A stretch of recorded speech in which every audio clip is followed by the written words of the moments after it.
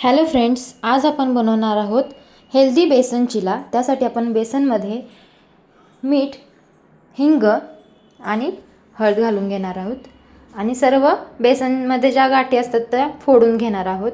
त्यानंतर थोडे थोडे करून त्यामध्ये पाणी ओतून ते बॅटर तयार करून घेतला आहे। बारीक केलेला कांदा, बारीक केलेले टोमॅटो, किसलेले गाजर, कोथिंबीर आणि बॉईल केलेले स्वीट कॉर्न आणि ही स्वीट कॉर्नची पेस्ट आहे जे की आपल्याला लागणार आहे। इथे आपला पॅन गरम झालेला आहे, त्यावरती बॅटर व्यवस्थित पसरून घ्यायचं आहे।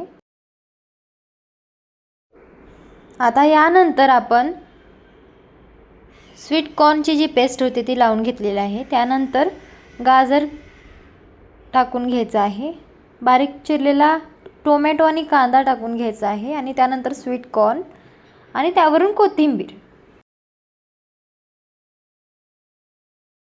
आणि आता ते रोल करून घेऊयात व्यवस्थित डोश्यासारखं आणि आपला बेसन चिला तयार आहे।